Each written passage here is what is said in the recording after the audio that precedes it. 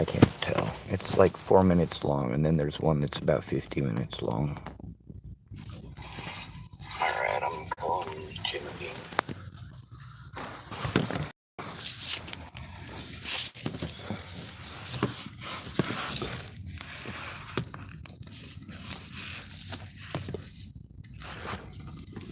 Hello?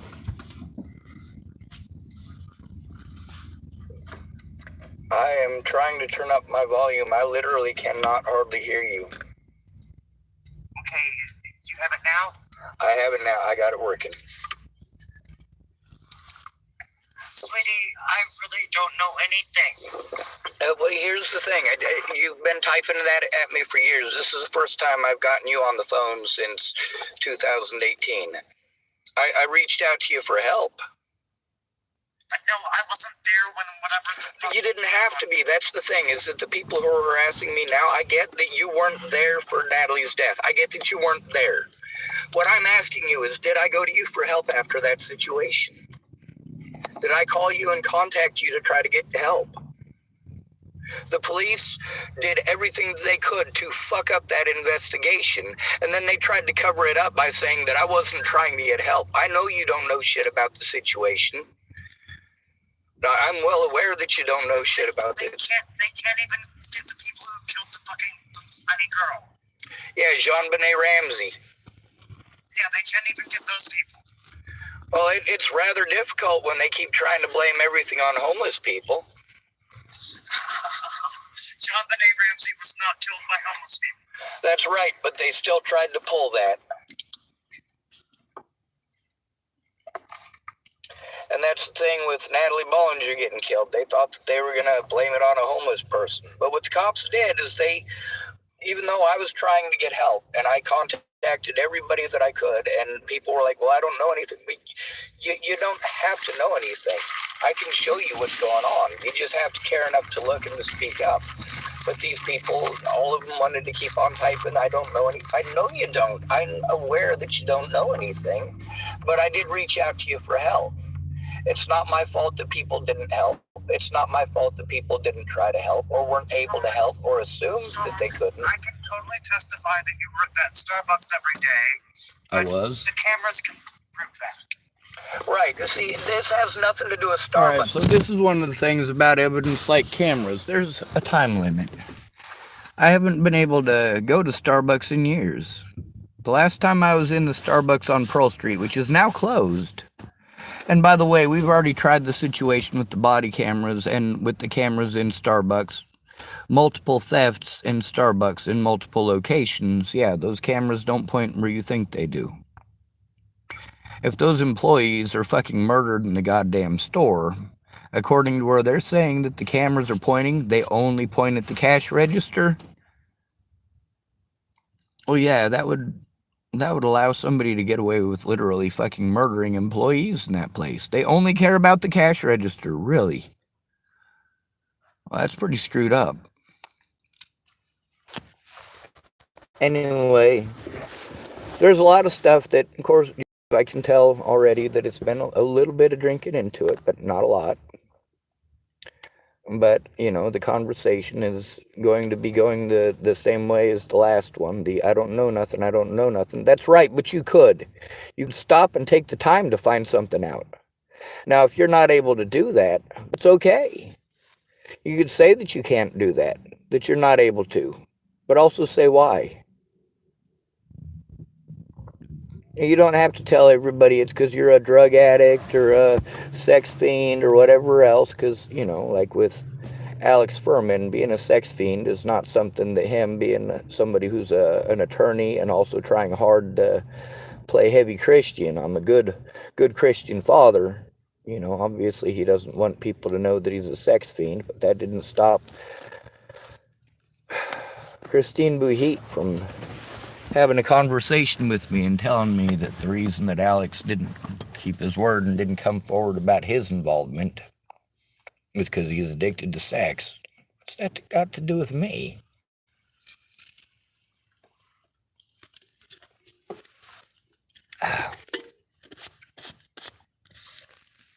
I also come to find out afterwards that a few people that I knew for years and had stuck up for years were child molesters or rapists.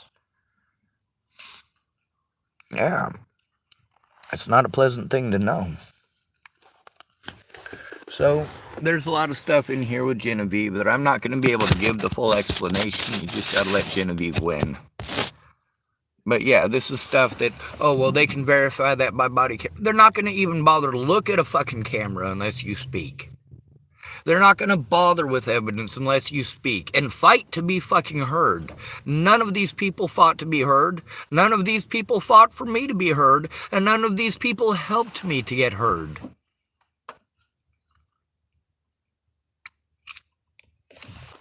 But I've known Genevieve for years. With Genevieve, it was just a small part. 6 years of arguments over, I don't think it'll do any good. I don't know anything. I don't know anything. It won't do any good. I was in San Francisco. I don't know anything. It won't do any good. One fucking question. Just one. Did I reach out to you to try to get help?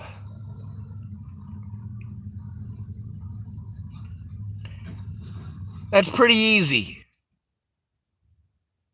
If the answer is no, I didn't try to reach out for help, then, well, the cops get to pretend like they win, like their slander must be true. And I would have to concede in the situation with Genevieve. Well, except for the fact that our text messages all still exist, so I can just take the screenshots and show it. Hey, this is how it is. The problem is I need their voices. When it matters, I need them to speak up, not tell me every goddamn excuse why they can't. Don't tell me anything you don't want on the fucking internet, because that's where it's going. I can try to keep it a secret, but if you're going to be a little bitch about it, there ain't nothing going to happen with that. I'm not keeping it a secret from everybody. I'm trying to get that shit in court. We can get it into court without having to tell every goddamn person in the public, but if you don't help me with that, if you don't help me with that one little part, then yes, it's going straight to the internet for God and everybody to hear. So let's press play. Now we got lots of situations at Starbucks where I was victimized and then victimized for being victimized. This has to do with, did I try to get help? Did I reach out to you for help? I'm pretty sure I was in San Francisco. You were in San Francisco. And I've had you type that and verify. The question wasn't where were you, it's did I reach out to you for help? But did I contact you about the situation to try to get help?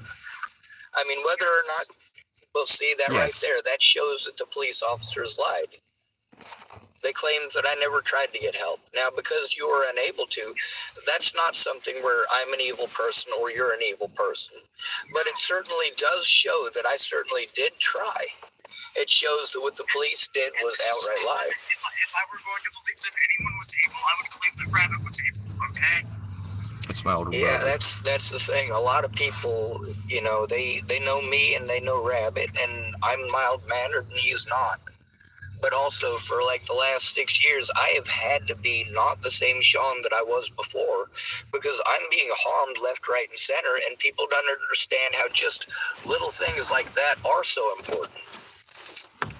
Like, you know, the cops and the Bollingers were able to keep my evidence out of court by calling me schizophrenic, calling me mentally ill, and pretending that I was schizophrenic, by repeatedly assaulting me, harassing and threatening people who were trying to help me, and of course, lying on their paperwork repeatedly. Meanwhile, I have the evidence.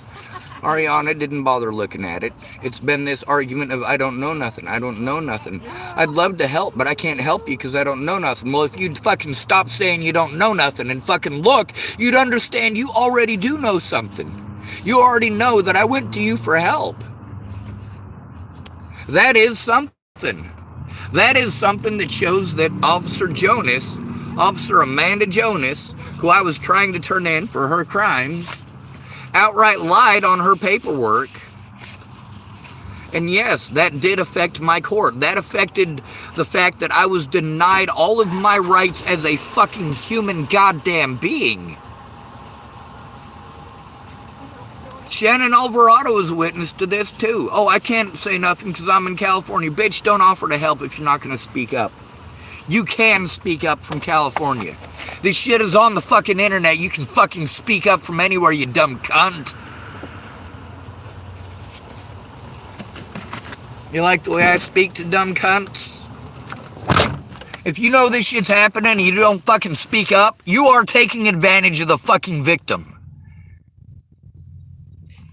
Don't take advantage of the victim. You won't end up on the fucking internet for being a fucking piece of shit.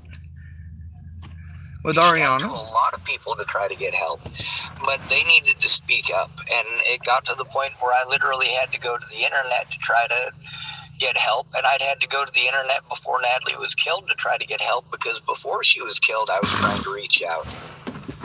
There's a... Do what? Who killed her? His name is Joseph Michael Lopez. He's a delivery boy. But the thing is, alright, with people not understanding what I'm going through, the fact is you can type up the name Natalie Bollinger, and you can see a whole bunch of stuff that is all slander that I'm being abused over. When I contacted you to try to get help from you, I was trying to get help showing that evidence, trying to get somebody that I knew to look at it and to actually speak up.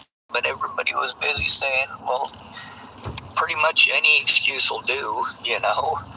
And that's, I understand, but alright, I'm calling Genevieve.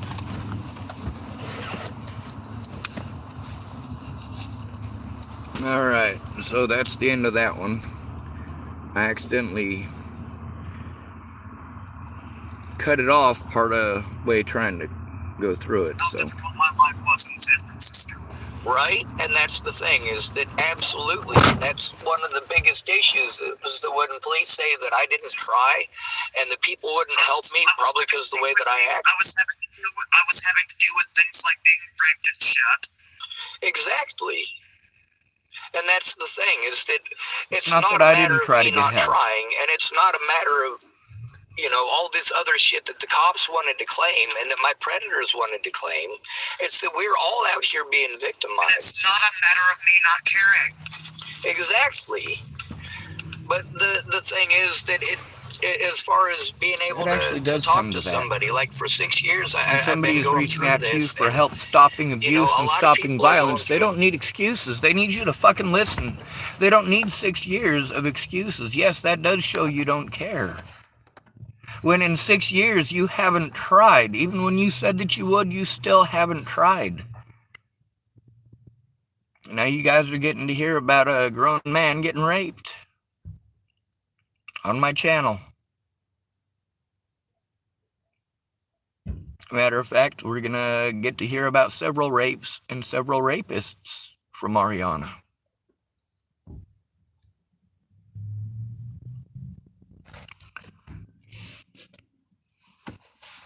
There's also the alcoholism, and we're gonna get into that in this video too.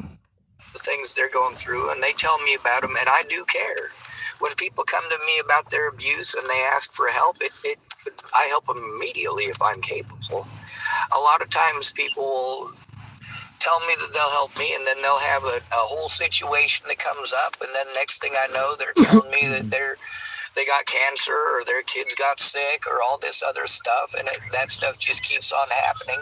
But none of these people ever speak up in court or to the police about the fact that I was trying to get help. And that allowed those police and those other people who are slandering my name to get away with it. You're asking me to testify? Well, I'm not even sure how to get it to the point Ariana where you already can agreed to testify, because I testify. can't even go to Colorado. No, I would But yes. gladly testify on your behalf. Thank you.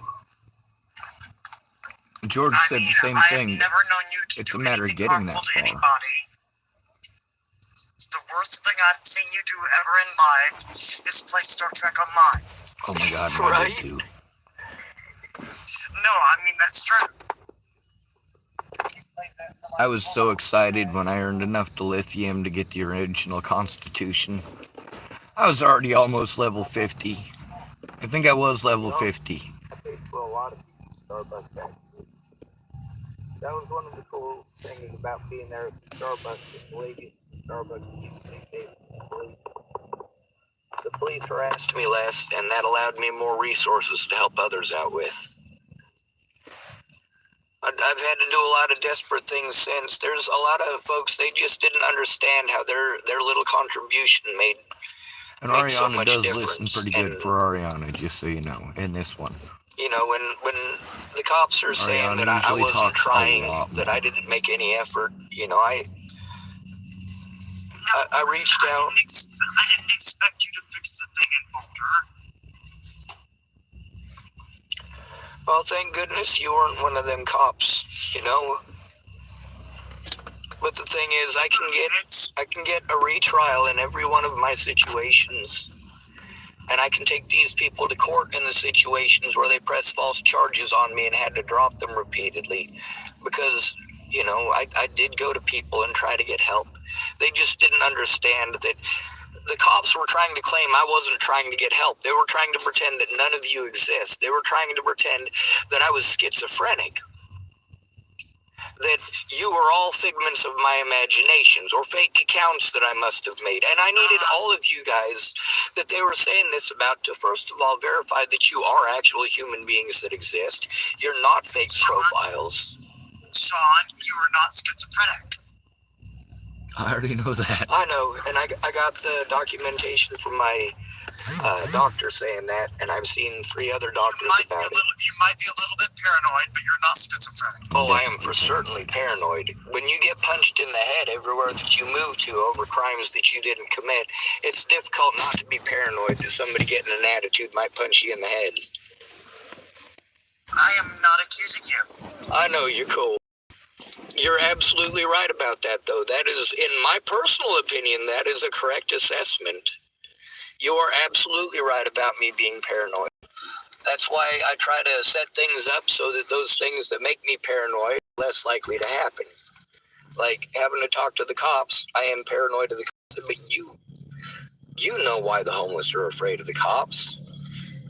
So like for you, I don't have to explain it, but trying to explain it to the general public is a pain in the ass, and unfortunately, that is what the Natalie Bollinger situation is.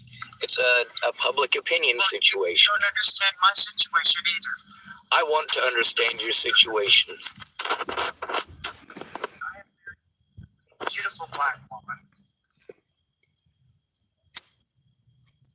And she has discriminated about her experience.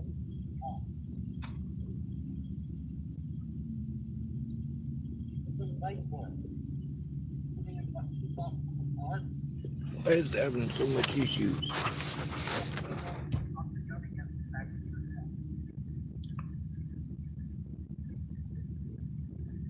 So yeah, Black Lives Matter. Absolutely. Homeless lives matter too. Hey, I'm not speaking against homeless people. I know you are speaking for people we should care about, and we do need to fight for black people and their rights, and we need to fight against people. Not for BLM, but black lives do matter. Systemic abuse, though, we can't discriminate. We can't discriminate one victim from another. When it comes to police brutality, it's also against black people the same way. We need to work together. We got black people out on the streets being victimized, white people out on the streets being victimized, and none of their respective groups give a shit about them once they become homeless. So most of the people that I stick up for, I stick up for the homeless. That means I'm sticking up for black rights. I'm sticking up for white rights. I'm sticking up for women's rights and men's rights and LGBT rights. And absolutely. Matter of fact, I'd like to, and I don't know how she would feel about it, but I'd like to record your wife's story in her words and put it on my YouTube channel.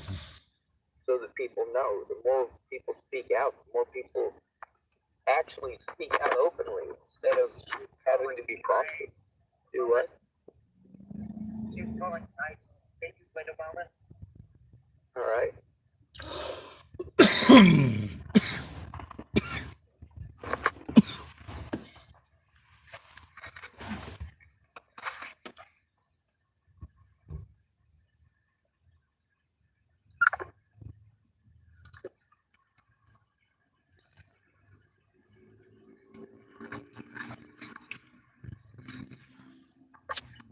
thank goodness for Genevieve. I accidentally turned off the recording at some point. Not intentionally, it just happened, so I had to press the button again. But, I got the information I needed there. And Genevieve is willing to testify, and I've known that.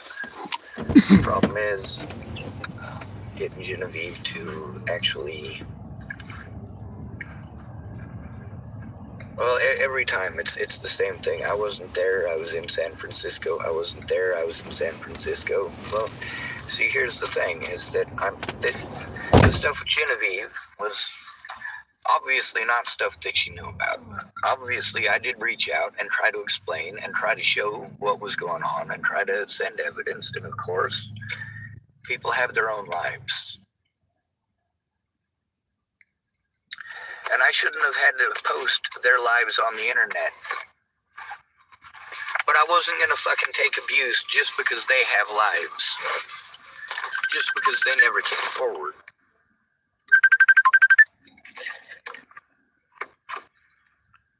Bonjour? Is it working?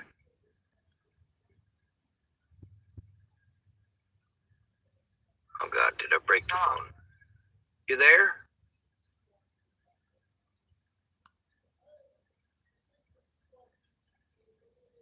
Ariana?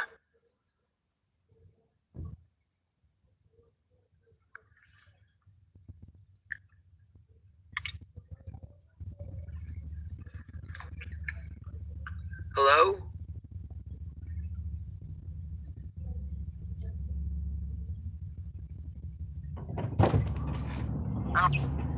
Oh, great. I hang up right as there's an actual voice at the other end.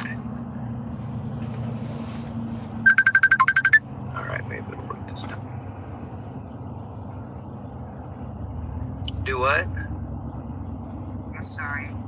Oh, you're good. I couldn't get it to work. There was like 40 seconds of phone call where I got to hear your voice twice for like a split second. So, bad connection. Well, my wife is coming back home.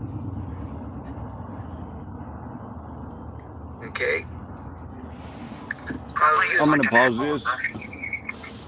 This is going to be the part where it starts going, and there's, it looks like 10 minutes, 11 seconds into a, I don't know, a few minutes video. I think it's like 40 minutes. I'm not sure, though. Alright, that snipe was too short, so I gotta put it in my tobacco pipe, and then I'll press play again. But this is the part where Ariana starts getting into the whole, well, the alcohol is starting to kick in, and Ariana starts talking about the expectations that she's got for... That's one of the things about Ariana. Ariana told me that she prefers to be called a she at one point in time.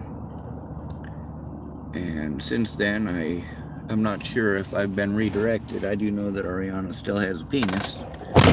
And of course, that's all in the conversation here. And we're also going to get to hear the dark turn where it goes from me trying to get help to me trying to sidestep some...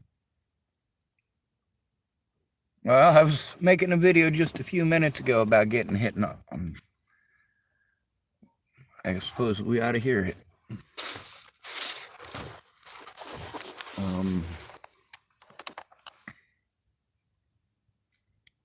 You also get to see how a lot of the stuff, when I'm talking about me, it gets translated over somehow. Alright. Yeah, the important thing, like, I knew that you were in San Francisco. You did let me know that. The thing that I sent you on autism right before Natalie was killed, and then you answered me, like, I want to say like 10 days after she was killed. You replied to it in January. So, like, yeah, you were, as far as that situation goes, no, I wasn't able to get a hold of you and explain what was going on. But when I did finally get a hold of you. Like, at least I reached out and tried to get a hold of people and did try to get help. And that's what the cops were able to get their stuff on, was pretending that I wasn't trying to get help. Sean. Yeah. If I would have been near Boulder, I would have at least given you a fucking hug, okay? Right, and I fucking needed one. I still need one. You can have a hug anytime you want from me. Well, I'm in Oregon right now. It's difficult to do that long distance, but absolutely. I also try to stay intelligent. You know I love my and stick to education. Boulder Wrecking Crew family. You don't know what the Wrecking Crew is. We looked out for each other. We kept people safe. We kept the fucking rapists and the child molesters at bay. We kept the meth at bay pretty decently for a lot of years. I gotta pause that. I gotta say that although I do take credit with the Wrecking Crew, as far as Ariana goes, Wrecking Crew is violent. I dealt with my stuff without violence, but I took a lot of fucking punishment for it. I got hit a lot. So as far as the Wrecking Crew goes, I gotta say, I got wrecked. Mobley, he would have taken some of these people up the mountain with a bottle, and only Mobley would have come back down the mountain. Christopher Tapp, possibility of the same thing. I'd help them to get out of town before they get killed.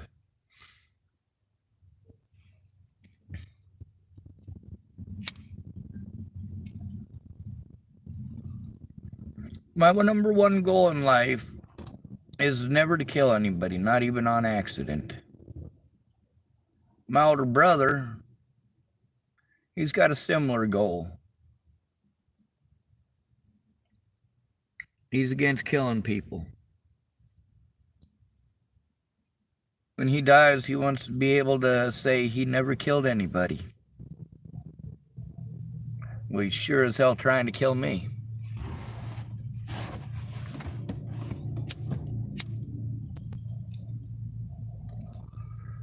Anyway, it's about to get real shameless here real shortly.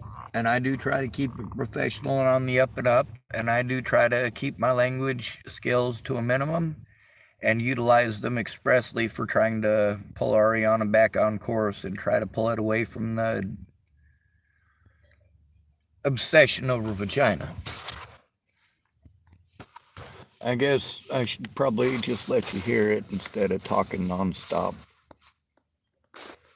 But my older brother ain't gonna kill nobody. Years. It wasn't until 2009, you know, it was kind of still there, but 2013 to 2015, like that shit hit like a ton of bricks. And then everybody there was strung out on meth, and the cops wouldn't do nothing about them. As a street thug, I could do nothing about it. Right? But you know I'm Boulder Wrecking Crew. Well, Des was Wrecking Crew too, but I gotta tell you, she went way south. Like, I rescued her from a trap house in Cheyenne, Wyoming twice, and she thanked me by stealing a bunch of my stuff, including evidence of what was going on. And it was on electronic devices. She didn't see that right there was my lifeline to stopping the abuse, which she saw that as is a teener. So when she got a rescue from me and she went and stole all my stuff, and you know how she is with the what is it she says? Don't talk about it, be about it. Well, I've been about it. Hey, well, you know Lofton, don't you? Joseph? Yeah. Yep. You know he's why I get my Wrecking Crew title.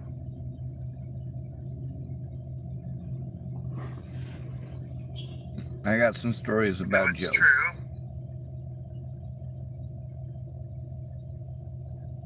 So what happened with him? I think he actually found Jesus. Ah. What? Sometimes people find Jesus. Sometimes they find excuses in Jesus. So I hope you found the real Jesus. No, I found Buddha. And you may think that I'm invalid for that, but I found Buddha. Oh no, I was talking about Lofton finding Jesus. Not you finding Jesus. Catholic. I don't have a religion. I have yet to have any individual prove to me that any of these religions are correct. Make it on me. Although I do have a lot that I like as far as Buddhism goes, and also as far as the Tao goes, and also some of the... Do what? He did. Walked for 2,000 miles. I've walked further than Buddha. I've walked more than 2,000. He also decided that suffering for the sake of suffering was stupid. He got sick and tired of eating 1 grain of rice. Dry rice. That was this sect that Buddha had joined, and they were basically trying to torture themselves because humans should not have any sort of joy or ecstasy. And Buddha tried it. And after getting all scrawny, he's like, fuck this. I'm going to have to send him some pictures of I read it. I've never seen an iconification of the skinny Buddha. No? They've got a lot of them in India. I've only seen the iconification of the fat Buddha. Oh, I'll send you some of the skinny Buddhas then. Okay. And I might pray upon them, and I might say namaste. Yeah. There's the Bodhidharma. All right, I want to stop and tell a joke. All right, so I had this hippie on my couch, right? Been sleeping there for weeks and wouldn't go away. I said, dude, you've been here too long. It's time for you to go. He said, namaste. And then there's also Siddhartha, and he's the one-armed monk.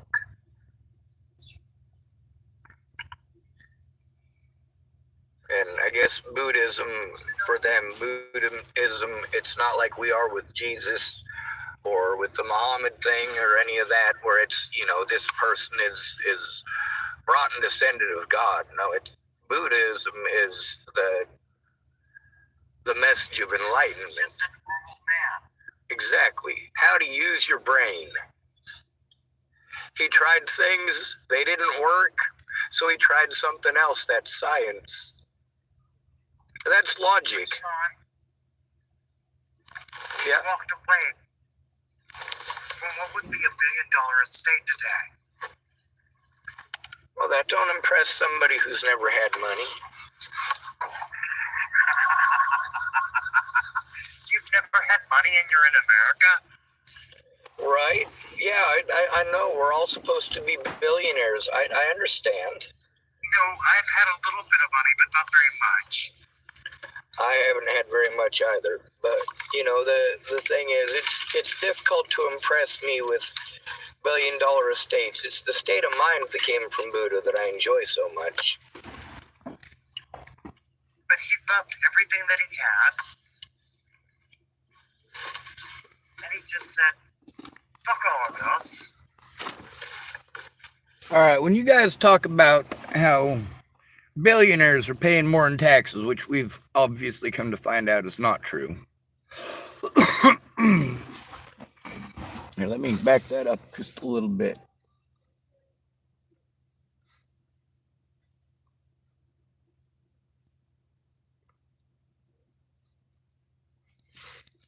No, that's pretty much what he said, isn't it?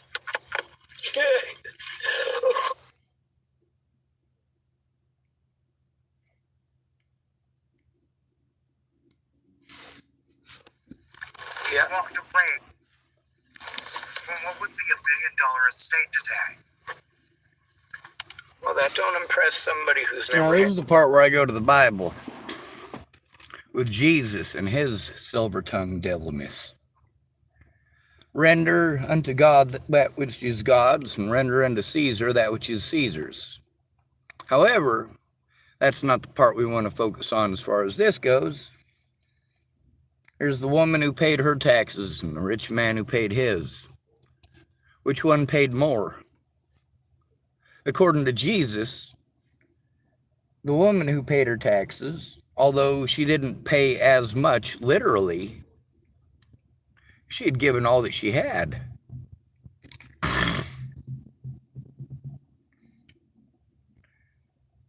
For us, you pretend like us losing a vehicle when it's all we have, when it is literally all that we have in the world. And you want to see us lose it. You want us to lose it. You encourage it. You entice it. And then you tell us that, well, we should have more respect for these billionaires who don't have to pay their taxes because they're paying more in taxes than we are. And we should respect these billionaires because of what? Because they have more than I, they deserve to be treated better than I? The rights of the Constitution don't apply to me because I'm poor. The rights of the Constitution don't apply to the rich because they're rich. They don't have to follow the Constitution because they can buy their way out. And the Constitution doesn't apply to us. Doesn't protect us at the bottom because we can't buy our way in.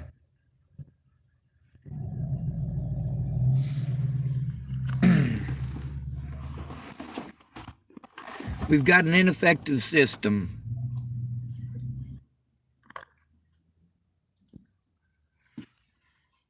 If you want to impress me with Buddha giving away everything that he had, well, that's fine. I'm not impressed. Now, when you got a homeless person that gives up everything that they got for another human being, that's something to live for. That's something to be proud of. Actual proud. Not this fake pride and honor shit that you guys keep trying to sell us to get us to enlist for military service while you dismantle the Constitution before our own eyes.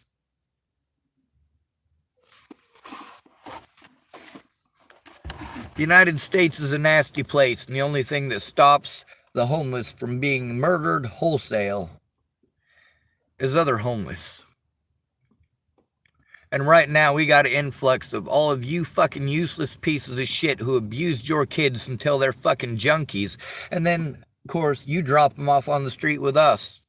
And they do a lot of fucked up, desperate shit. Because nobody gives a fuck. And then all of us are punished. Because of your little junkie that you threw out. Because you couldn't keep your nasty cock beaters to yourself. All right, let's press play here again. You're welcome for going on a tangent. Had money. You've never had money and you're in America?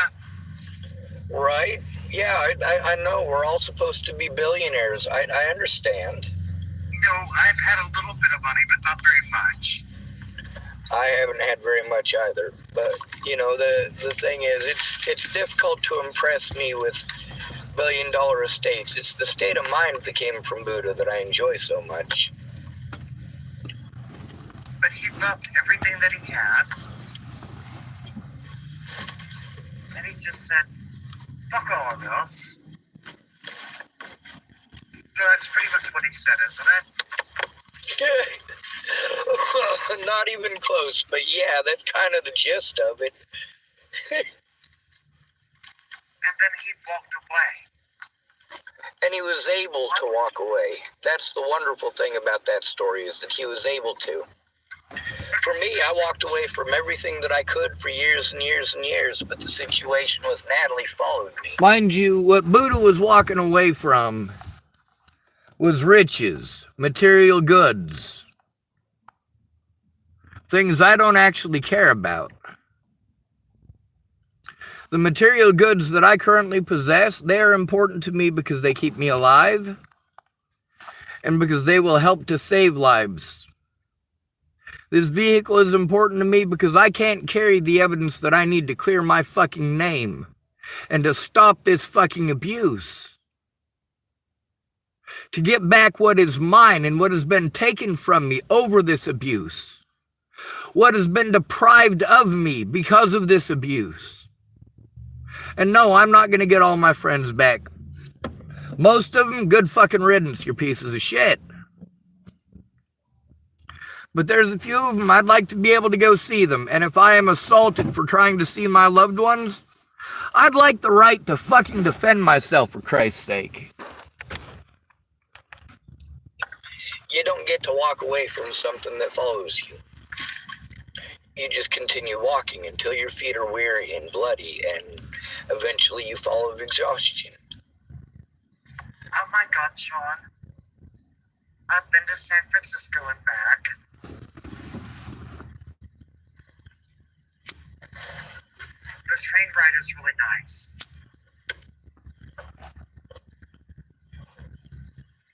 I can't remember the last time I was on a train, but go ahead. But the train ride to San Francisco is really nice, but San Francisco is a horrible place.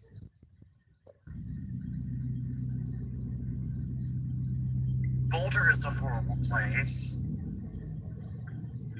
Denver is a horrible place.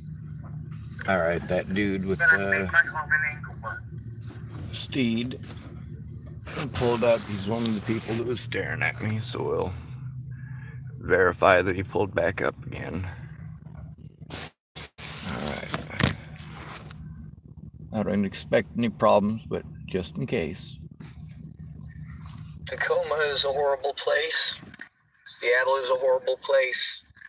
Portland is a horrible place. Rollins is a horrible I've been to place. all those places too. Yep. You think I have not? No, I wholeheartedly This is believe the part that where you the have. alcohol starts kicking in. I by know the what way. being a traveler is about. I know what living life is about, and I know that for certain I've been to a lot of these places. So yes, for certainly you who have traveled for far longer than I ever did. Yes, absolutely. I am certain that you have been not only to those places, but likely very many places that I have not. But you know what? I made a lot of money going to those places usually. I didn't. When I hurt my back, it kind of screwed up a lot of my abilities, but it was the head trauma that prevented me from doing the rest.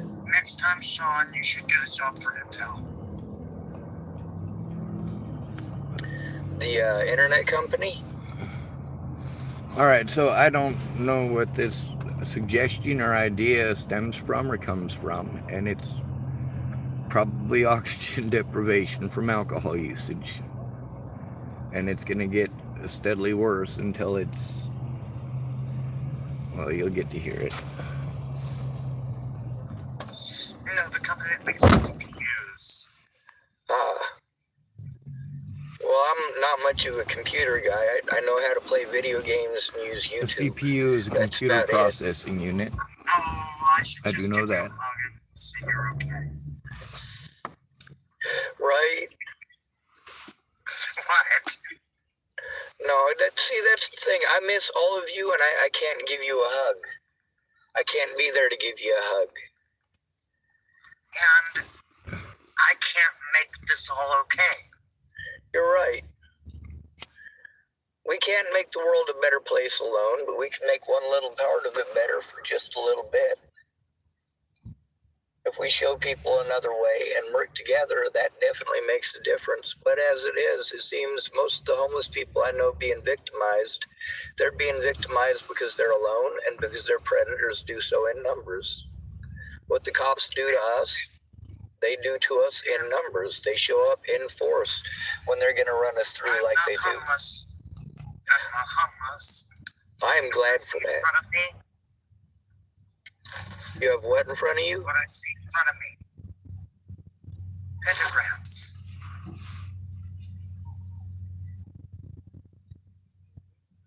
That's a holy religious symbol in a lot of different religions. Yes, and do you know where I see them? On your wall? Morning glories. But you see how we're basically bouncing around all over the place. Absolutely nothing to do with my situation. What did I call for? Well, my situation, getting help. See, the most important thing at this point is showing that what the cops claimed was an outright lie, that I had told them the truth, and that I have been victimized since for it. They thought that they would get away with pretending that I'm schizophrenic, and that therefore it was okay to repeatedly assault me and deny me my rights and pretend like I don't know what the fuck I'm talking about. Now, Genevieve, this is 13 or 14 people now on my channel who know me in person, who have stated very loud and clear that I'm not schizophrenic, not to mention, of course, Marcia Estrada.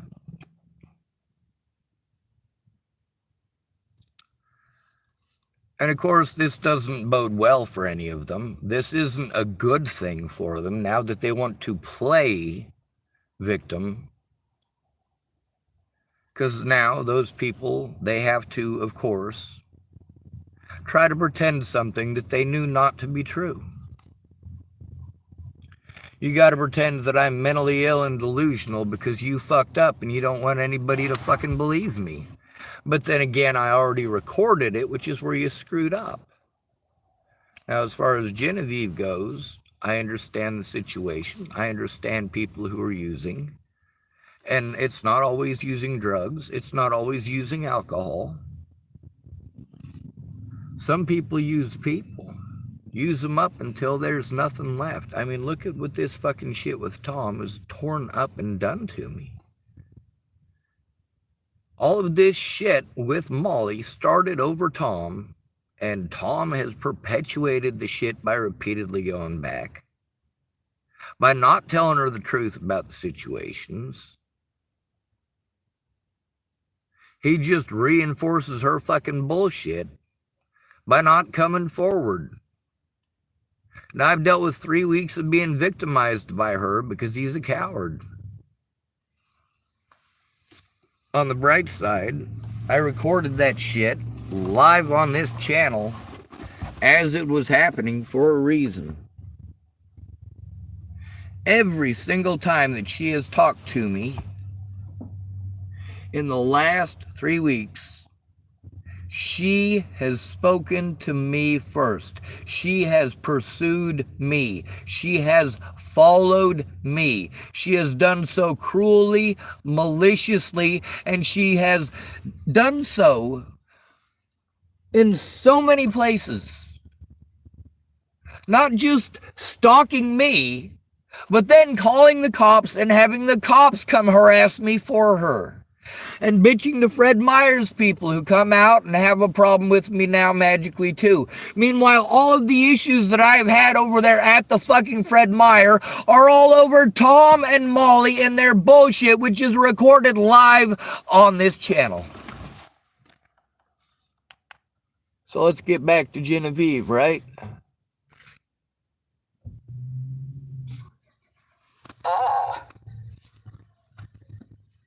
What? You don't remember Colorado? No, I certainly do remember Colorado. I also remember people getting all fucked up on morning glory seeds. Yeah, I wish I could. Messed up, but anything that gets you messed up to the point that you need a babysitter, probably not a good idea to get messed up on when you're out on the streets. I don't know why it's jumping around like that. No. Pentagrams. All right, there we go. That's a holy religious symbol in a lot of different religions. Yes, and do you know where I see them? On your wall? Morning glories. Ah, What? You don't remember Colorado? no, I certainly do remember Colorado. I also remember people getting all fucked up on morning glory seeds. Yeah, I wish I could collect enough to get fucked up. But my wife won't allow it. Well, I've never tried them. I've been told it'll get you messed up, but anything that gets you messed up to the point that you need a babysitter, probably not a good idea to get messed up on when you're out on the streets. No, not when you're out on the streets. I would love to have some LSD right now. Right? No, I have a safe place to sleep. A lot of people don't get what a difference that makes, but you haven't been on the streets, you understand that. It's a safer And I have environment. a beautiful wife. I'm gonna be honest, even if she was ugly, I'd still be let me spit out my cigarette. Even if she was ugly, I'd still be glad she took you.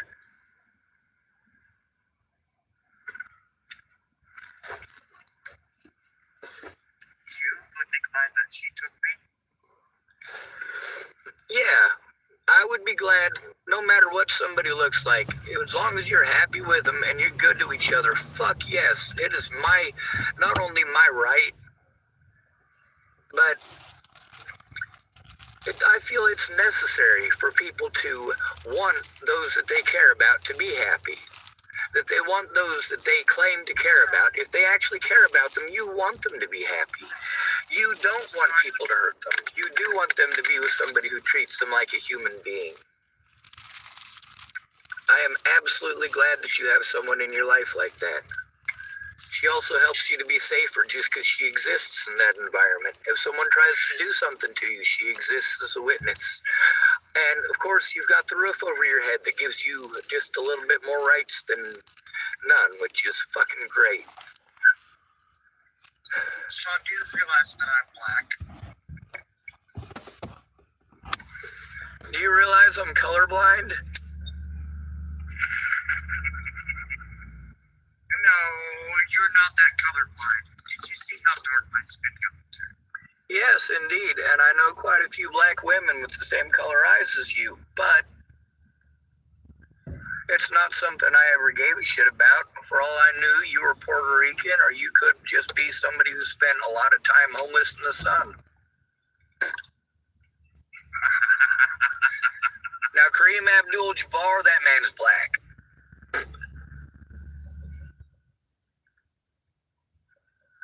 And I could kick his ass. I would run from him. You would run from him?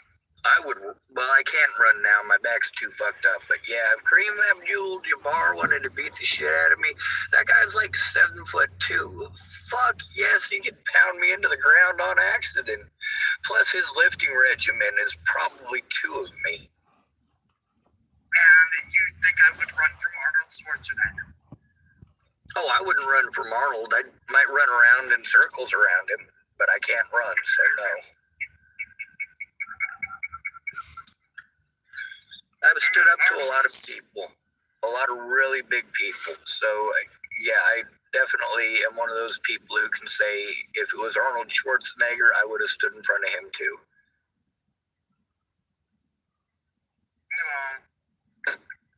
Okay, Kareem Abdul-Jabbar, I might run away from. Except I can't run. Yeah. No, my lung power is 0, so what I have to do is fight.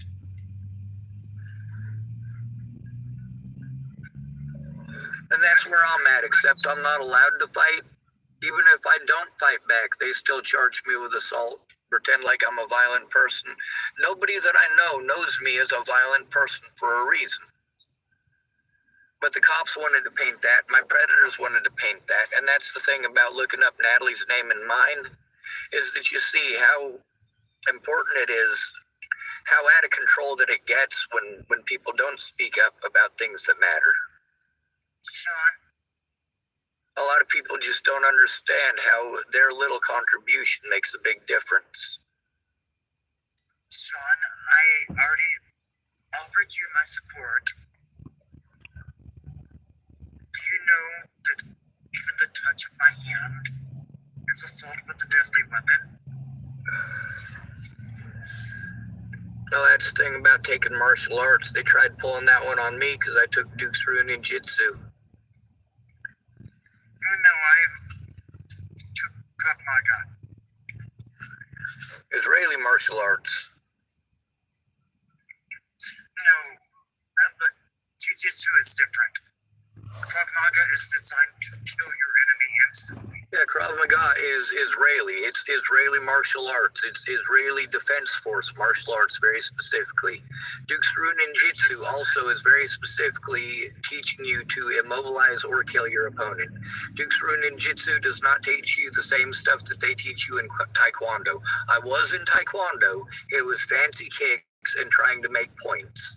Duke's Ruin Ninjutsu is how to break your opponent, including his neck. How to utilize the stuff around you, whether it's a weapon or not, how to turn it into a weapon. And also, importantly, is how to avoid the fight to begin with. Krav Maga, that's some evil shit. That is a natural way of fighting. If you've ever been in an institution where you saw 6 staff members fucking tackle a little kid, yeah, that little kid is practicing Krav Maga. He's kicking him in the head. He's elbowing him. Anything that can move, he's using. If it's his teeth, you put it near his teeth, he's going to bite it. Krav Maga is an amazing martial art, and I have studied a little bit of it independently, but it's not the same as being trained in it. However, that's the thing about Duke's Ruin Ninjutsu, is that martial art, there is no such thing as Duke's Ruin Ninjutsu competitions. They don't exist. Frank Dukes and later on Master Carnes both trained United States military troops in San Diego in how to fucking kill people. That's literally what they did. And I got to learn from Master Carnes, and his students are a good pastor. Alright, I do want to mention that I was in the children's class and not the adult class. I also want to mention that for most of that time, it was a good pastor who was the sensei. I also want to mention that it was my older brother who was in there in Duke's Ruin Ninjutsu long term. I was only in Duke's Ruin Ninjutsu for a few months. The stuff that they teach in ninjutsu, it's not taught even as a defensive martial art. It's literally taught how to fucking hurt people. This is how you stop this person from hurting you. You punch them in the throat. Here's how to dirty fight. Preliminary striking areas, eyes, knees, and groin.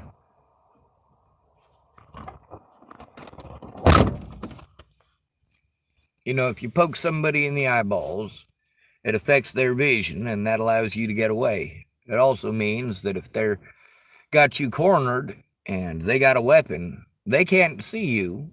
Well, that allows you to at least try to slip around and get away, or if need be, to grab a hold of a part of them and make mincemeat out of it. Mostly it's using their own body weight and whatever it is that you have around you, including the ground. And it's the same basic stuff everybody learns in martial arts other than that. How to do a hip toss, how to do a hip check, how to do a shoulder toss.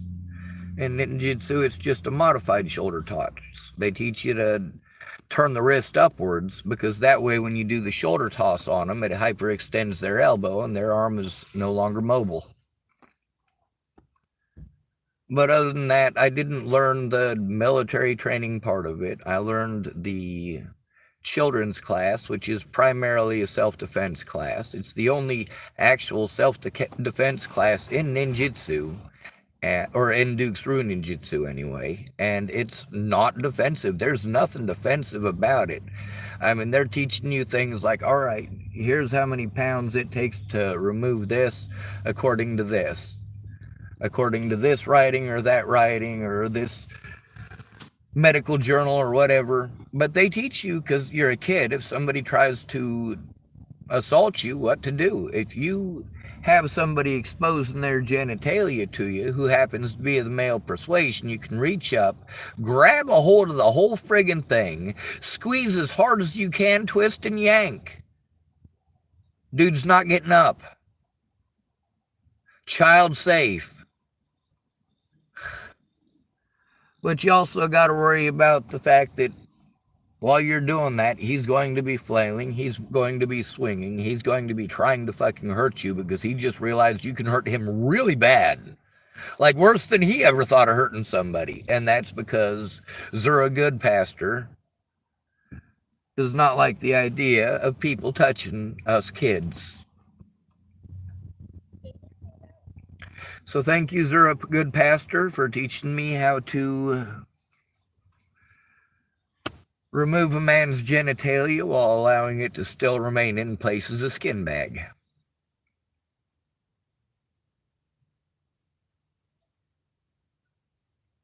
That's right, folks. It'll stay right where it's at. The skin will stretch, the rest of it don't.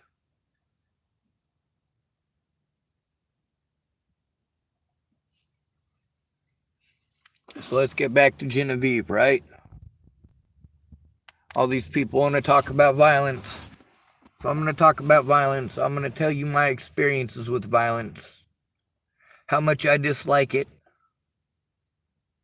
But also when it comes to Dukes-Ryu Ninjutsu, I'm not pretending that I was trained with a bunch of Navy SEALs in San Diego. I'm not pretending that I learned every nasty little dirty trick that Zura Good Pastor and Master Carnes knew, because not even close. What I learned is how to hurt somebody who's trying to hurt me. And I learned which areas will hurt a whole heck of a lot and which ones will make it so you can't see me, how to make it so you can't hear me, how to make it so that you can't pursue me. And of course, you're not taught any of the really hardcore stuff, like how to break a full-grown man's kneecap. No, you're going to break yourself doing that. If you try to break a man's kneecap as a 10-year-old or 9-year-old boy, you're going to break your leg. That's what's going to happen.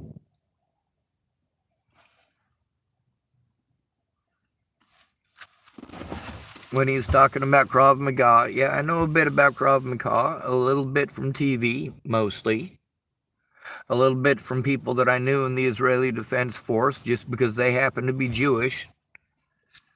They felt it was necessary for them to leave the United States, go serve their term, defend in Israel, and then come back to the United States. It happens a lot. I know these people. I don't claim to be these people. I have learned a little bit of Krav Maga, but not a lot. I mean, the stuff that I have been taught, it's, you're in somebody's backyard who happen to be in the IDF, and they're going to teach you a trick or two. Well, usually that trick or two ends up being, all right, use your elbows, use your forehead, use your teeth.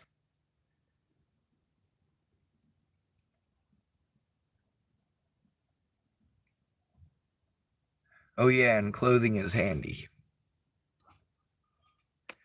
That seems to be something that, like when you're learning the dirty tricks, people's clothing, that's handy. Also, when somebody grabs a hold of your clothing, it's handy. This is all basic martial arts stuff for the most part, but Krav Maga is taught to Israeli soldiers so they can fend off multiple assailants. They're surrounded by a lot of Muslim nations with a lot bigger populations than they got. If it comes down to hand, it might be several on one.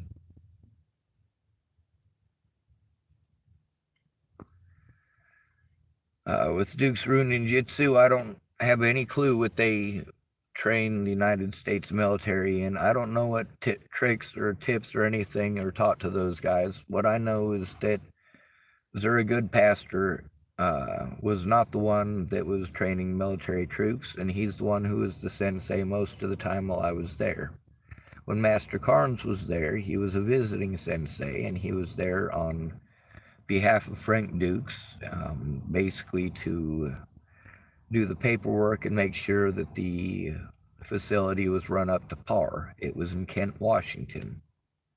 I don't know if it's still there or not. All right, we'll get back to Genevieve now and hope my phone didn't die. All right, it didn't. Good. I know I went off on another tangent, but that part right there, it's a pretty interesting piece of my history. So yeah, I get that. They can pretend, but the thing is, your intent is still important in that situation. Just because you touch somebody doesn't mean you attempted to kill them. No, if I touch somebody, I do intend to kill them. Well, I hope you and your wife don't have sex then. Oh, don't bring it up about my sex. Well, I'm bringing up the literal touching thing. I mean, literally, if you put your hand on my shoulder, I know you're not trying to kill me. If you give me a hug, you're not trying to kill me. Okay, that's probably true. Other than that, I do understand not liking to be touched.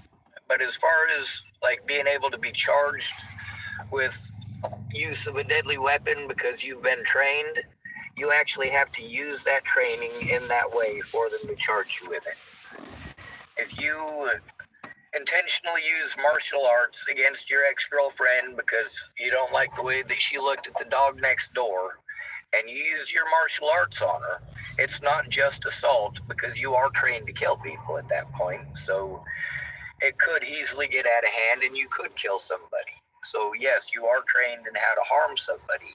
And in a situation like that, you could be charged with assault with a deadly weapon. And that's what they tried to do to me when I was assaulted by Waylon Lolatai. They tried claiming that I assaulted him, that it was assault with a weapon. I didn't have any fucking weapons on me. I didn't assault anybody. They claimed I tried to bite them. I literally have 0 teeth. I mean, it's as easy as opening my mouth to prove that they lied in that situation. And that's the thing, is that they lied a lot. Now, I'm going to send you a message. I don't know how to get everything set up so that you'll be able to testify, but I'm sure that I'll have to do it through a lawyer and also through Tides of Change, which they help out with domestic violence stuff, and they're supposed to help out with human trafficking. So, You realize that I'm not being human trafficked. I realize that you're not being human trafficked, but that's the thing. All right, so I was trying to explain. See, this is supposed to be about getting me help, right? So Tides of Change is supposed to try to help me, right? My phone is probably close to dead because it's dim. It is. This is about to die in just a minute. I talked too damn much and didn't get enough done, and now I need to plug in my electronics and start up my car and waste some more gas that I don't really have to waste. On the bright side, that will, I guess, allow me to drive over and get a soda pop, and that'll allow me to relocate my car.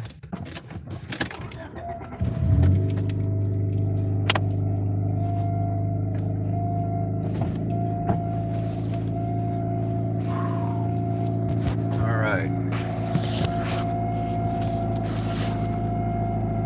With Tides of Change, they're supposed to help me with my situation. And in order to go ahead. Your friend? I do consider you a friend. You should ask Genevieve about Tides some of of Change, DJ they're Wild's supposed other to help me bodies. so that the cops will actually I do their almost got him jobs, talking because about cops, it. as we all know, tend to just ignore homeless people, especially if they're alone. So Tides of Change is the people that, if I'm going to get this into court and actually be able to testify and have others testify and show evidence, I guess this is the way that it's got to be gone through. I mean, for 6 years, this is the first person who's actually made an effort through any of these agencies to actually sit down with me and a cop at the same time. That was 2 days ago. Also, I'm being victimized here in Tillamook, Oregon, where I'm at, and they're trying to victimize me to the point that I'm run off and I leave. But as we all know, if I do that, then I gotta start over trying to get services wherever I go. And I've had to move over 50 times since Natalie was killed. So, I mean, I can't just keep starting over from scratch. There's a lot of people that I stayed with who were on drugs and strung out on whatever it is that their drug choice was. Do what?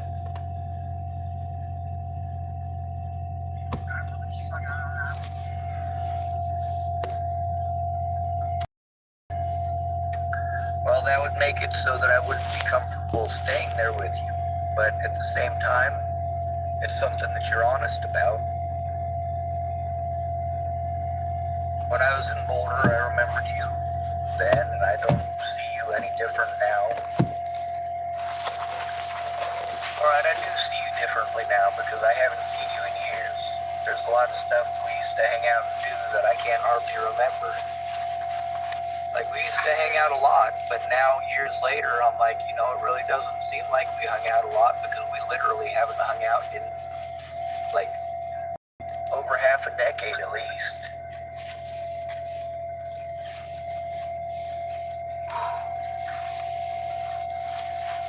I remember sticking up for you quite a bit. I also remember DJ Wow and hearing stories from multiple people about situations similar to the one with Danny, where DJ Wow was involved and there was drugs involved and then there was a body involved with the pockets turned out.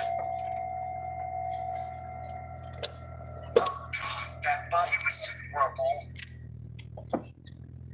You got a story too? There. I do have that other story recorded. No, I wasn't there.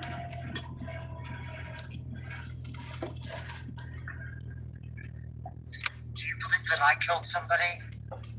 If you told me that you did, I would believe you're capable.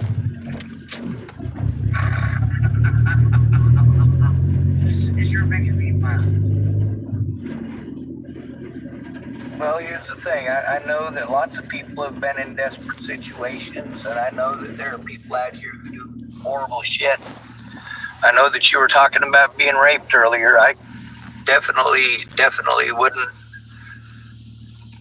I understand that there's a lot of hatred in certain situations like that, especially in the moment when you are being hurt. Absolutely, I could believe that nearly anybody is capable of killing somebody in situations like that. I did not kill any of my rapists, I promised. They deserved it? Yes. But I did not kill them. Well, I didn't have any place to bury their bodies. I've been accused of killing 7 people since Natalie, and I wasn't anywhere near any of them. They tried claiming I killed Christine. I'm like, I was in prison when Christine died. You know? They tried accusing me of killing a Native American girl up in Hardin, Montana while I was in Chapel, Nebraska. Is Lana still... Who? Lana Christensen? I don't know. Yeah, she's wrecking crew. We haven't talked in years. All those people with the situation with Natalie and everything that happened with that, and of course Desiree, and yeah, it ended up being a situation where... Then, I'm sorry. Do what? I evidently happened to be there then. Well, there's a lot of those folks. I probably had sex with Mama that night. You think I'm like fucking pulling this shit out of my ass? No. I know that we're in 2 different states of mind and we're in 2 different states entirely, and that both of us have situations that we're wanting to talk about. I also know that most of the stuff that you have told me, I have actually either been there for or verified in the past, so I don't have any problems believing you. I might have issues with believing the way that it comes out of your mouth, but that has to do, I think, a lot more with either oxygen deprivation or stress. Both of those can result in communication issues. And I don't think that this is a communication issue. I think you've been having somebody near you who's got an issue with your communication. And as a result, you're on the defensive. Also, the way that I typed to you to begin with, I can see how that might put you on the defensive. Because, see, here's the thing. The way that you typed to me shows me that you believe I need your help or assistance in a different part of it. And the fact that you understand now that that's the part that I needed your assistance with, that hopefully it makes more sense. And the thing with your situations, I don't have any teeth, so I don't enunciate all the time, and not all of your words have come through crystal clear and concise to me.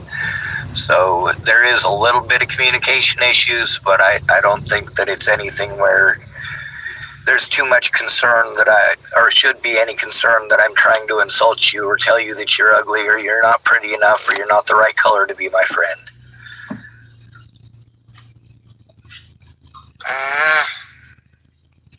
Sean? Yeah? I really just want my wife to come home. And you probably think that's really silly. I don't. I don't get to see any of my loved ones, ever. That's not silly at all. It's not silly to love somebody. It's not silly to want to love somebody or to want to be loved. And it's not silly for you want to see the people that you do love. Don't you want somebody to love? I do. Most of them are dead. I'm glad that you have somebody to love in person where it counts the most. You can feel a hug in person. It releases those chemicals in person when you get a real hug from somebody you care about. I would hug you. You think I wouldn't hug you? No, I know you'd hug me. You've given me hugs before. And you didn't touch my butt or nothing. No, I would touch your butt this time. That's what Bo said. What? Yeah. Bo was telling me, he said, you know, Sean, if I was there, I'd give you a hug. And I said, yep, I'd give you a hug too, and I wouldn't even touch your butt. He said, well, I'd touch yours. Bo is funny. Thanks, Bo. Yeah, he got married to David. They moved to California. They got the hell out of there. They had some issues with Ken and Leah, same as I did, so they were done with it. I was told I can't be friends with them or I'm going to hell because I'm living in sin and promoting sin. I'm like, that's just David and Bo. I don't know what the fuck you're talking about. They're not Satan worshippers. They're not sacrificing cattle. What the hell? Well, who would sacrifice cattle? They're good food. Exactly. And if we sacrificed them the way that the Greeks did, it'd be fine, because the Greeks, they'd sacrifice the animal to the gods. The gods would take the parts that people won't eat, and then he distributed the parts that the god didn't want to the people, which just so happened to be the meat. But that's not how they sacrifice today, is it? They got to get the baby goat, and they got to cut its heart out and take a bite out and get it on video so they can post it on YouTube. People are crazy. Sean, I want my girlfriend. She promised me sex today. Ah. Now we're about to get. She promised me. I am so lucky that I am liberated from that Me trying to be nice. particular issue. I'm glad that people have it going on because of the preservation of the species to some degree, but I just... My woman is infertile. She has no insides, so I could have sex with her all day long, and I don't have to worry about contraceptives. Hysterectomy, yep. Oftentimes that's the result of either ovarian cysts or prolapse. But she had or cancers. endometriosis. Ah, yes. Which I had a good friend who could cure that.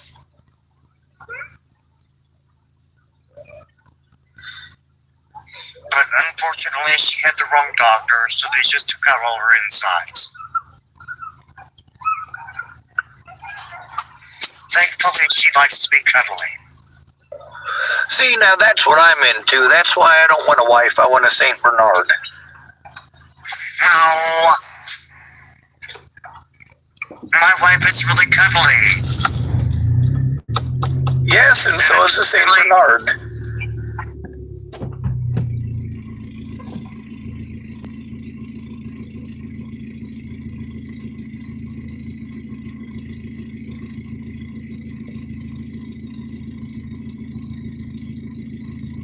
I figured.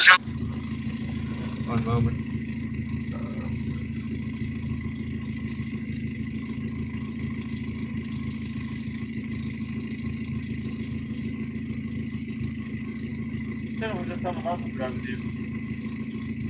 Do what?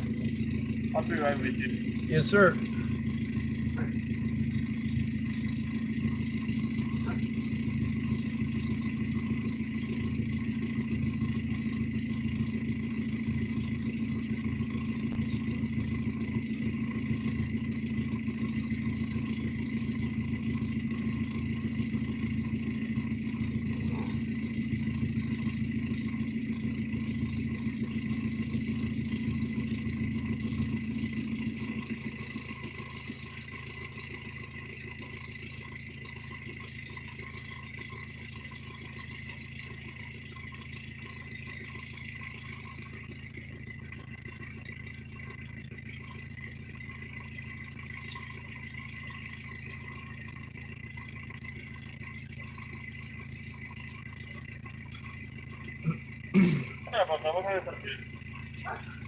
I would like the biggest coffee you have with the biggest coffee you have with 15 sugars and 15 creamer. That'll be all. Thank you, sir.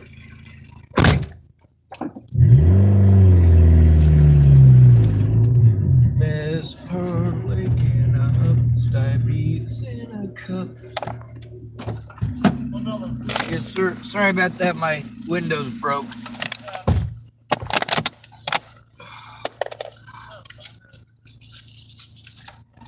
Thank you, sir.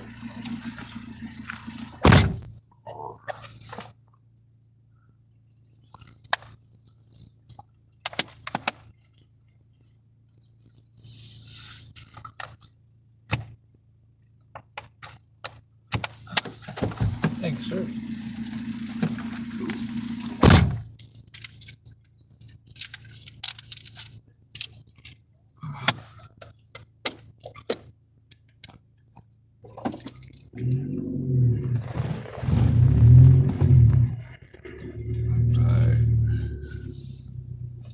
So let's go back in and finish the talk here. We're down to the shameless part. Like she gives me facts.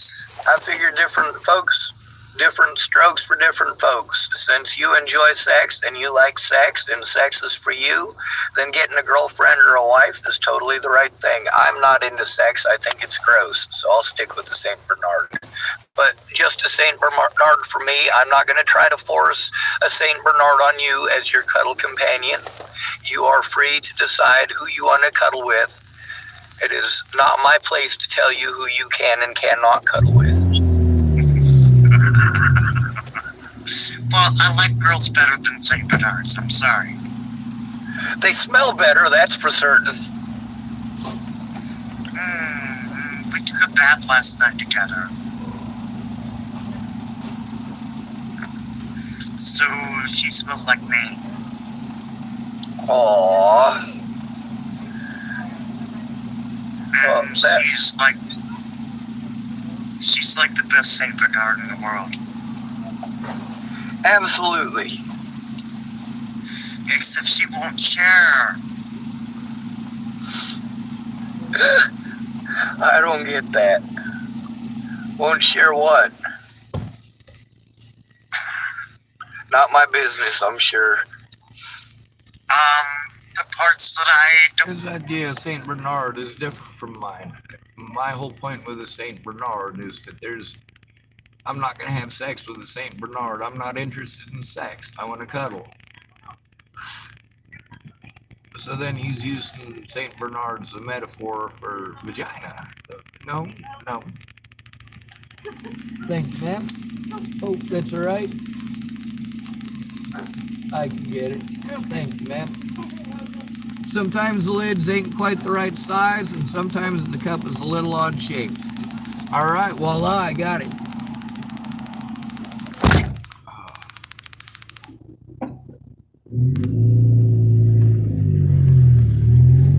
All right, now we'll go around to the other side of the McDonald's here.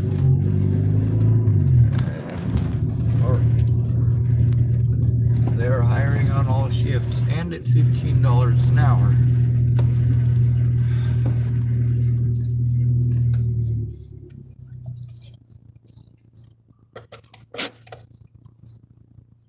My cup is cold on the bottom.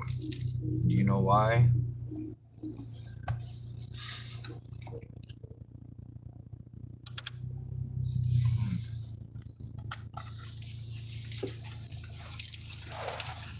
Probably means that everything in it needs to be stirred, so it's a good thing I got me a stir stick.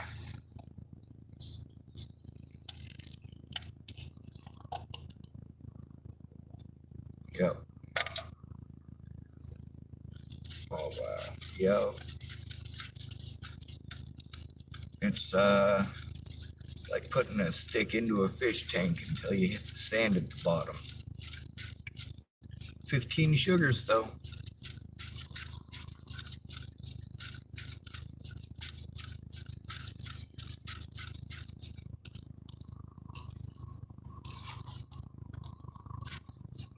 And I think I'm close enough here to hopefully get their internet, but then again, no place to plug in.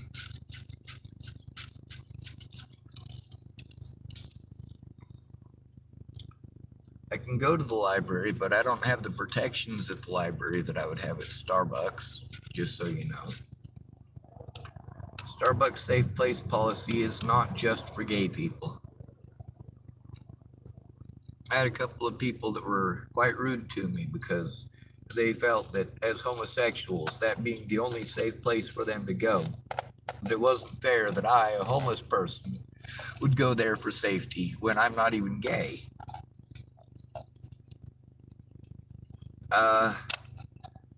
That's not okay.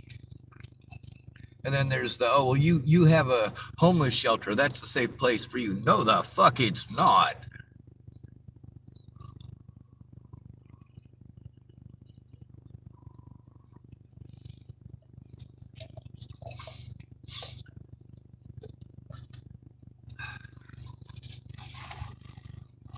You know, there aren't a whole lot of differences between prison and a homeless shelter. There's really not. I suppose I should have kept that running because I still need the battery. Of course, they don't kick you out of prison at 6 a.m.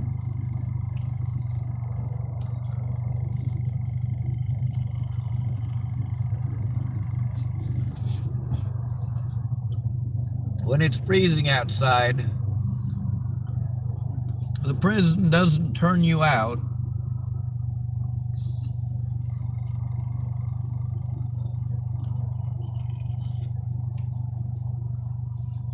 Other than that, they're about the same. Even the staff aren't much different. They're still better than you. Most of the people that I know that have told me about their volunteer service, I was there when they volunteered. I also remember that their volunteer work It was mandatory, ordered by the courts. So it's not exactly volunteer work. I'm glad that you chose to feed homeless instead of go doing whatever it is you were going to do at Goodwill, because Goodwill will pay a disabled person to do that job. I'm not trying to turn those of you who want to go serve your community service time at Goodwill, I'm not trying to talk you out of doing that, but what I'm saying is that it is a much more fruitful endeavor to do so for the homeless. There are lots of people out there for the disabled. There's lots of people out there for the homeless, but they're not working together. For me to say, don't go and help out people at Goodwill, don't volunteer your service time, that would be rude and inconsiderate. And not every single Goodwill has an abundance of people to work there. Some of them, well, it kind of teeters on abusing at-risk adults at times for them to have people to work there. And the argument there, and I've seen this a few times with people who have Down syndrome that work at Goodwill, where somebody didn't want to overwork them and didn't want to overwhelm them, and it wasn't their responsibility to take on extra hours like that, and didn't want this young man with Down syndrome to work any extra, even though, you know, they were going to be down like 3 cashiers. He was able to do the cashier job. He'd been doing the cashier's job. He'd been running the cashier all morning. He was perfectly capable of running the cashier. And he was feeling insulted because they were trying to send him home. He wasn't getting 40 hours a week ever. You know, it's not like he was working a full-time job there, but some of them do. And it's not just people with Down syndrome. Some of those folks that work there have cerebral palsy. Some of them have severe mental disabilities. Some of them have severe physical disabilities. The problem with me is that I'm traumatized, but I'm smart.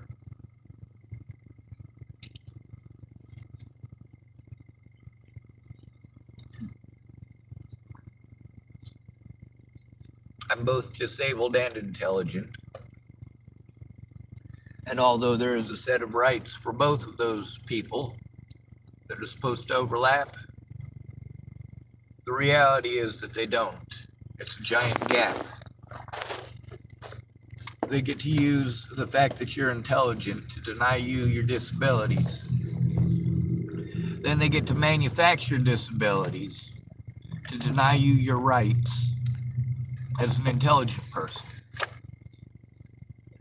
Then they claim that you're crazy so that they can deny you the right to turn in evidence or turn in your predators. And then magically you're sane again when they want to sentence you after denying you the right to show any evidence, face your accusers, or even have a goddamn public pretender who will actually do their goddamn job. How hard are they pretending to do their job when they repeatedly don't even show up?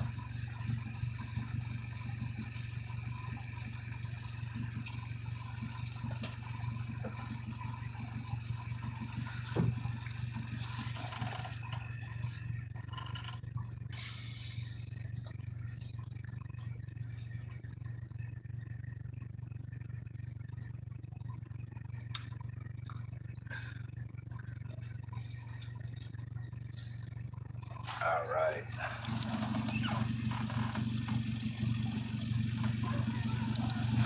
That coffee is gone. I think I'm going to get another one though. That was pretty good and I didn't have to do much work for it. I think I do have another $1 in my pocket. If not, I'm pretty sure there's almost $1 in change. So I'll count it out. And we can get back to Genevieve. Sorry, I went off on another tangent, but I was in the drive-thru trying to get coffee. You don't have. And she won't share those. So, she's a meanie. Baby talking about how she's a meanie because she won't put out. Well, that's not St. Bernard. I guess it's different for me.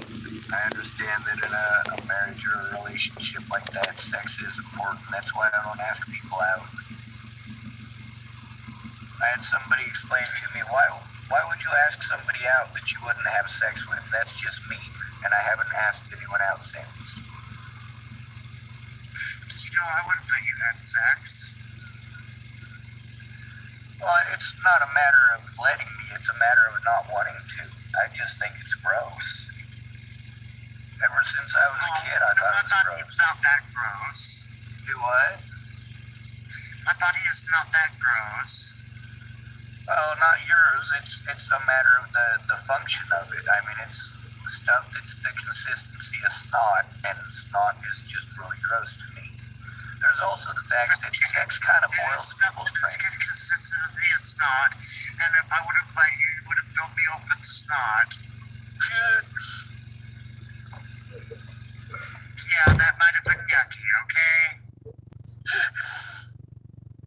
What? Way to make me feel like a 5-year-old about my sexuality. No, you good. At least you put a little bit of humor into it. A lot of people. No, I wouldn't let you fill me up with snot. You were cute. Well, thank you. Now I'm toothless and old. What? I'm still the My wife is person I going to go was. home soon. She promised me sex today. She did promise. This is the part where it I starts tried getting to really look her ass all uncomfortable. night. Well, sounds like she needs a Saint Bernard. I mean, hitting on me long distance is one thing, You but might like being sexless better. I do. I think if I went to sleep and my Saint Bernard started poking me in the back, I'd probably freak. Oh, I'm her Saint Bernard. Like, no, I'm not into Saint Bernard, Nookie. I just want to cuddle. Can we? If you're gonna keep stabbing me in the back, I'm gonna have to insist that I'm the outside spoon. So you think I'm the Saint Bernard? You are so mean. no, the Saint Oh, Bernard God, I am and horrible. Ariana's I really am. When it comes analogy to my is sense of humor, sexual. I get stuck. The one in my And analogy is outright not. vulgar sometimes, especially when somebody starts putting them little hints, tips, and triggers of vulgarity out there. I'm like, oh my God, this is my element. All right, Sean, be civil, hold your tongue, don't go straight up nasty like you's a street people, because as soon as you start throwing out them dead baby jokes that you don't even like, people start identifying you with the dead baby jokes. Sean, I'm not being mean to my wife. I don't think you are. I was just trying to make light of the situation because when I was talking this about my point, I situation, I got not think he was confused, being but, mean. I figured that he was probably being off pushy topic and a little bit. And talking to me on the phone, I you thought know. you were aware that I was talking about me and my situation. But this is the point I where the wasn't trying alcohol to say starts that you're kicking mean in. to your wife. I was saying I cuddle with Saint Bernards because I like Saint Bernards. They're cuddly and they don't have sexual expectations. Do you want a wife? No. Oh, good, then I don't have to marry you.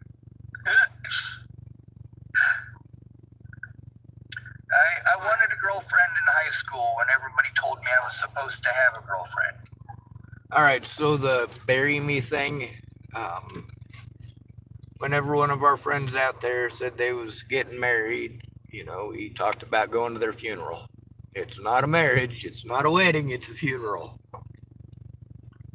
You just signed your life away, son. Congratulations. But we wasn't sexist out there, same thing for the women. Treat them the same way. It's called equality. But with Genevieve, when it started to get to the uncomfortable part, I tried to redirect, but then there was, of course, more stuff that kind of, you know, it scares me. It freaks me out a bit. But also, like, I grew up with real fucking psychos. I know how to act psycho. I know how to pretend to be psycho. And I also know that there's stuff with Ariana that if she chooses to share it, that's all right. If she chooses not to, that's all right. She does know I record everything, so that's all right.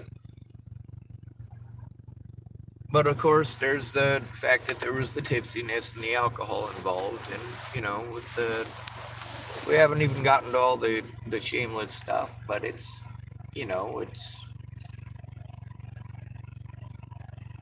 obviously nobody's going to be touching nobody. I wanted a girlfriend just because I was alone. Sean, I am pretty. You are pretty. Not as pretty as me in a leotard, but okay. Alright, I don't look that good in a leotard. I really don't. I am lumpy in the wrong places. But, when I was in my 20s, I did have a hell of a figure. I did. Alright, I gotta hang up on you and go find when some people cigarettes. tried talking to me, they Find some facts. Do what? Go find some facts.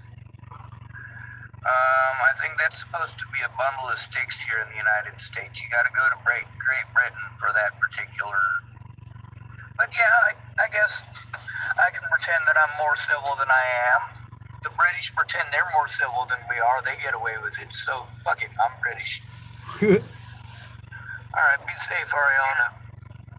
And I'm going to hope that my wife comes home soon. Absolutely. Good luck with your endeavors. And thank you for actually talking to me. And you know I love you. I love you too, and I miss you a shit ton.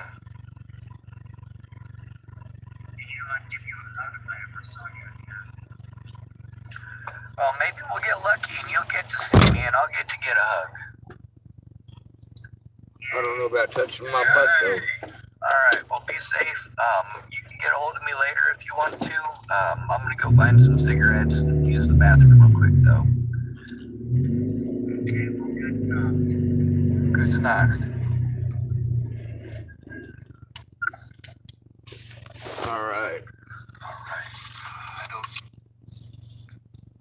Now, as far as when people get to drinking, sometimes they say things that they ought not be saying, or don't necessarily feel all the time or think all the time. But, sometimes people get on that alcohol, they get all up in their feels. And I'm not going to pretend that this is something where I'm there and I know exactly what's going on and she's going to tell him no and he's going to pressure her. And that's the thing, is that Ariana has identified to me as being a boy and as being a girl. So it's one of those things where the him-her thing is an either-or thing, and how you're descriptive on this particular individual is not an I'm a them they.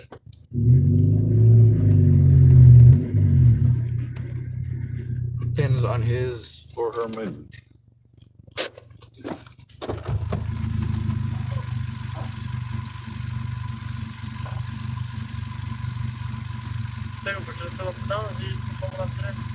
I would like the biggest cup of coffee you got with 15 sugars and 15 creamers. Is that it? Yes, sir. $1. Thank you, sir.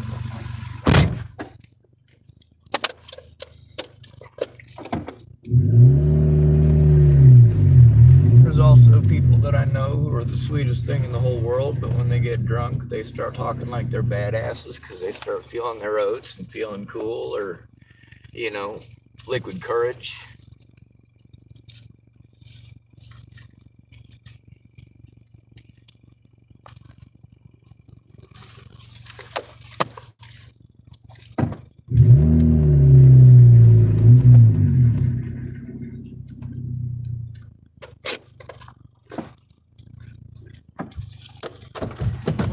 Thanks, sir.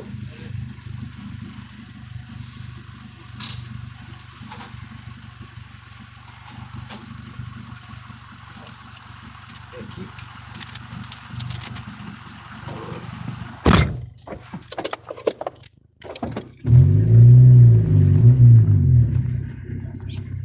A Jeep says hers, not his. There are a lot of those.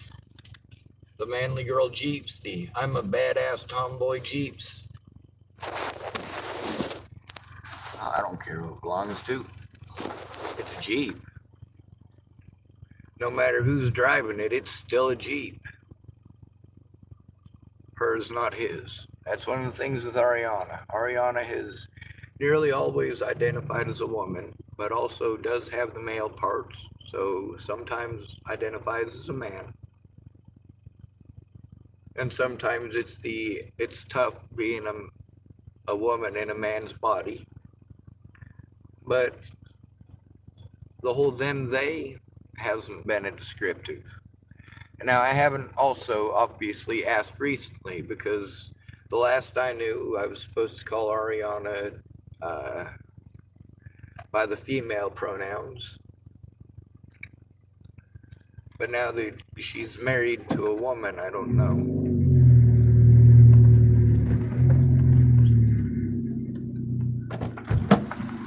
Merci beaucoup. And the lid is on perfectly. Yes. Thank you, ma'am.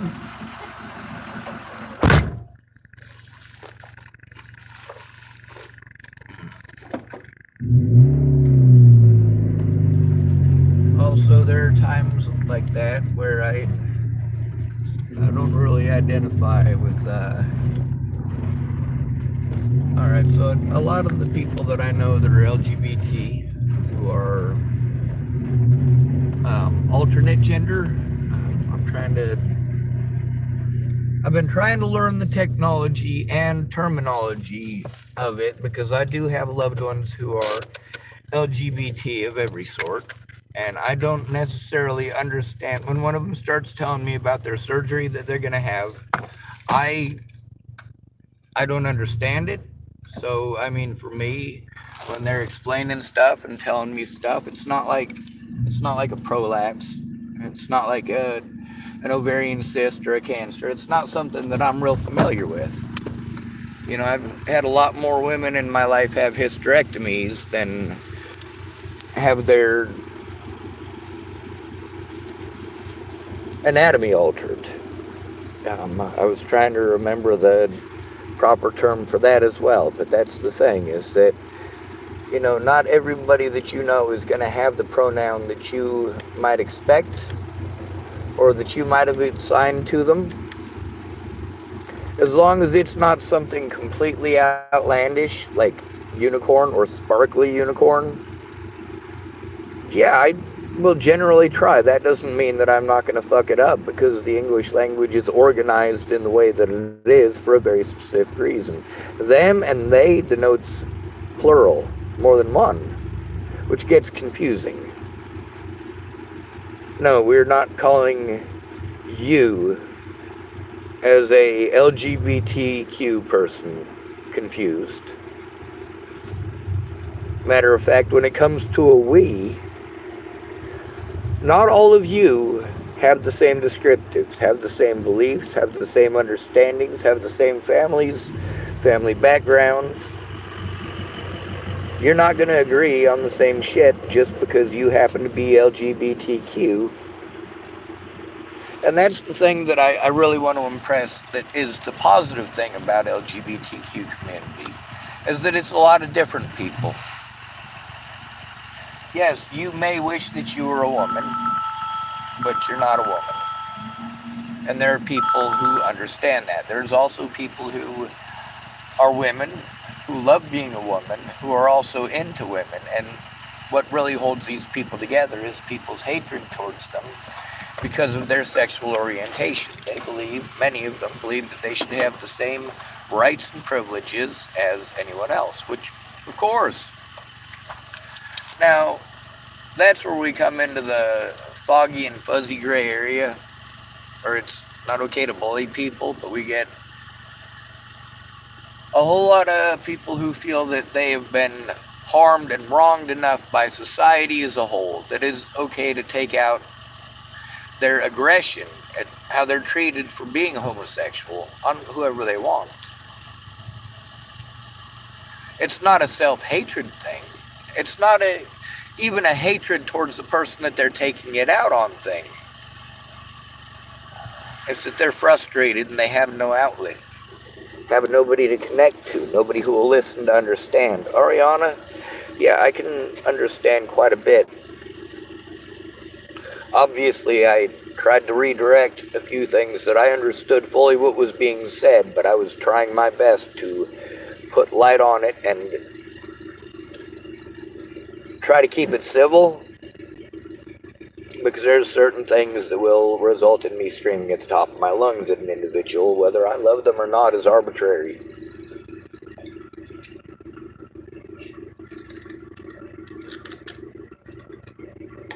I know a few people who have one date night a month, and that's the only time that they ever have sex.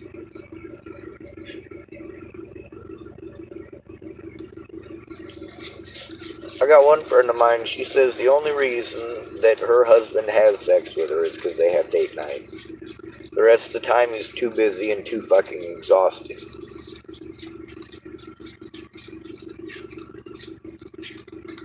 She's like, I don't understand it. You know, here I am, I'm in the fruit of my life, or in the, she doesn't say prime of her life, it's something very effeminate, but, you know, here I am, you know, I'm in an excellent breeding condition, and he's too exhausted to breed. But she also, of course, I'm a wallflower, everybody wants to tell the wallflower all their personal fucking business. Oh, well, when we went on vacation, we didn't even go to Cancun. We didn't go to, or not Cancun, where did they go? That peninsula. Anyway, they didn't leave their hotel room. They just stayed there giggling like schoolgirls and having sex the whole time. And she's telling me this, and, you know, because if a guy only wants to have sex once a month, y'all think there's something wrong with him. There must be something wrong with him. And if he doesn't want sex at all, oh, there's definitely something wrong with him, or he's a liar. See, that's the thing about all of this shit that I am going through. People, in order to try to sell this lie, had to first of all pretend that I'm interested in fucking sex.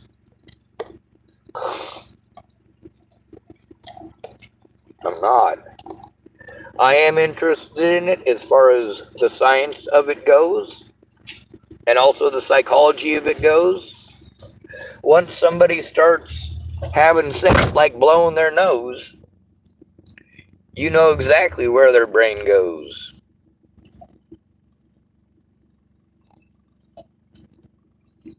Their best intentions don't make a goddamn bit of difference when their brains get all clogged up with hormones and they want to fuck. So although Ventus and Star Mejia, or Stephanie Mejia, may have had the best fucking intentions, when I was locked up on bullshit, again, false fucking charges that I'd already been locked up for, what do I gotta deal with? I gotta deal with the fact that Stephanie Mejia can't focus on shit because she's fucking strung out on drugs and alcohol and sex.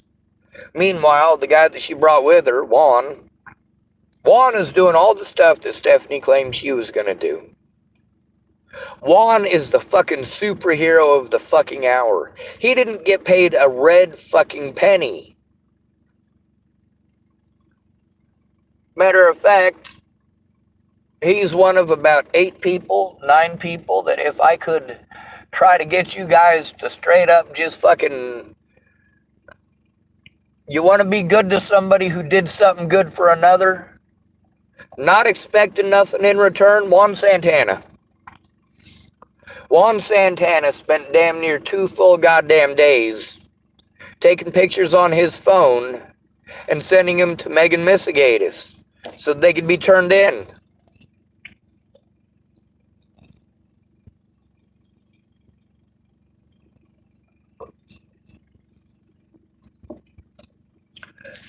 By the way, my entire YouTube channel, from the very start, I've been explaining to y'all, this is for the cops. This YouTube channel is specifically for the fucking cops. They can have anything on here that they want.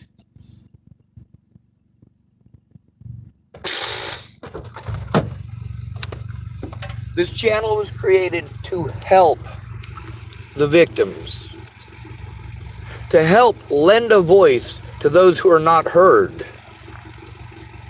to try to extend reach out to the general public and get assistance from them in forcing the fucking cops to look at the fucking evidence. You guys can go through my videos and help me by sending this shit in to all of these cops and telling them, hey, you motherfuckers need to get off your ass. People are dead. No more protecting your fucking coworkers. People are dead. That means it's time to stop playing fucking cowboy. It's time to fucking put on your badge as a fucking adult and do your goddamn jobs. Good to be rid of you. Thanks for coming to visit. Stay out of trouble or don't get caught. Remember, you are your brother's keeper and no victim left behind.